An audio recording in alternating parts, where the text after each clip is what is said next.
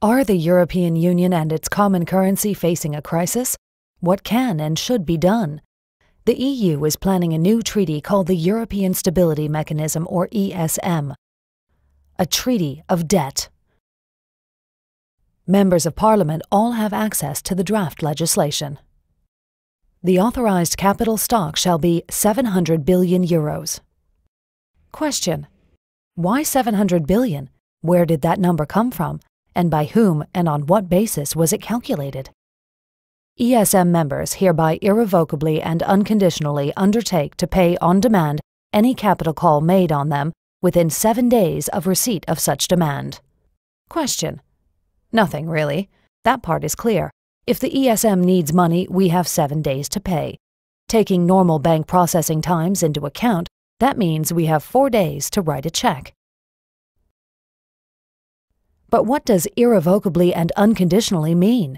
What if we have a new parliament, one that doesn't want to transfer money to the ESM? Do we have to pay anyway? The Board of Governors may decide to change the authorized capital and amend Article 8 accordingly. Question: pardon me, 700 billion is just the beginning? The ESM can stock up the fund as much as it wants to, any time it wants to? And we would then be required, under Article 9, to irrevocably and unconditionally pay up? The ESM shall have full legal capacity to institute legal proceedings. The ESM, its property, funding, and assets shall enjoy immunity from every form of judicial process. Question: so the ESM program can sue us, but we can't challenge it in court?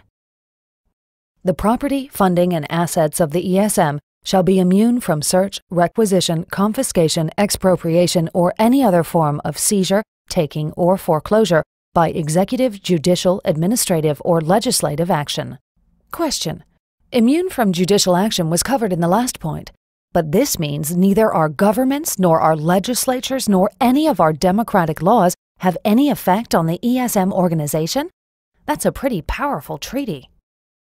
Governors, alternate governors, directors, alternate directors, the managing director, and staff members shall be immune from legal process with respect to acts performed by them and shall enjoy inviolability in respect to their official papers and documents. Question: so anyone involved in the ESM is off the hook? They can't be held accountable for anything? And does the inviolability of their papers mean we can't destroy them, or that we won't even be allowed to see what's been written?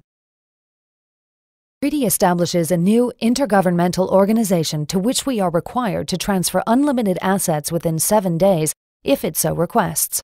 An organization that can sue us but is immune from all forms of prosecution and whose managers enjoy the same immunity.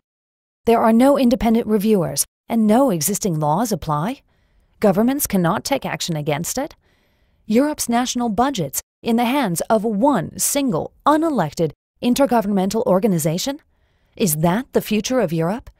Is that the new EU? A Europe devoid of sovereign democracies? Is that what you want?